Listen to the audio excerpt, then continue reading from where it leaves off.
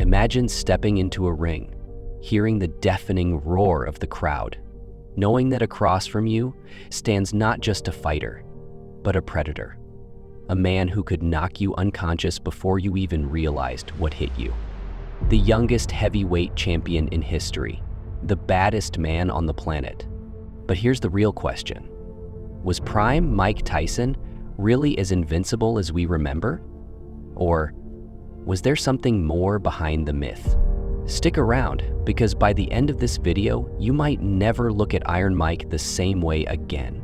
The meteoric rise. Let's rewind to 1986. A 20-year-old kid from Brownsville, Brooklyn, steps into the ring. He's got fists like wrecking balls, a stare colder than an Arctic winter, and a chip on his shoulder the size of a heavyweight belt. Mike Tyson didn't just win fights, he annihilated people. His first 19 professional bouts, 19 wins, all by knockout. Think about that. 19 fights. 19 knockouts. That's not boxing, that's a demolition job.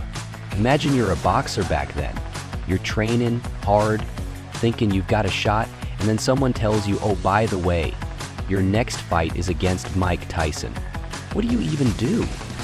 Update your will? But Tyson wasn't just throwing wild punches. His style was a lethal mix of raw power and surgical precision. His peekaboo defense, honed by legendary trainer Cus D'Amato, turned him into an offensive and defensive nightmare. Fighters didn't just lose to Tyson, they were terrified of him. But here's the thing about fear, it can break your opponent, or it can break you. And Tyson's story was about to take a dramatic turn. Tyson's reign wasn't just about physical dominance, it was psychological warfare.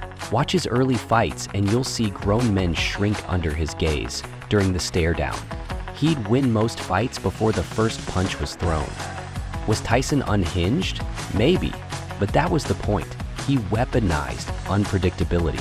Quick question, if Tyson was glaring at you during a stare down, what's your move?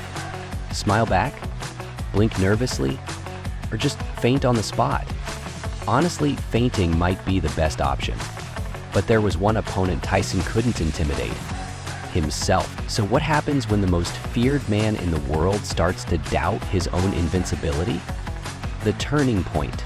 It was 1990, Tokyo Dome.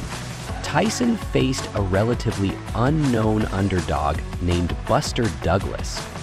Everyone expected Tyson to win. Vegas oddsmakers had him as a 42-1 favorite. But what no one realized was that Tyson wasn't the same. He was undertrained, overconfident, and distracted by his turbulent personal life. And Douglas? He wasn't scared.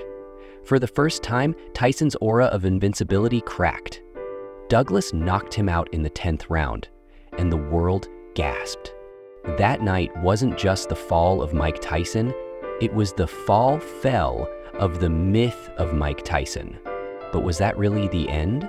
Or was Tyson's greatness still alive, buried under the rubble of that Tokyo defeat? The legacy of Prime Tyson. Tyson's prime might have been brief, but his impact on boxing was seismic. His sheer dominance forced the heavyweight division to adapt, or risk extinction. Fighters studied his style, tried to copy his power, but nobody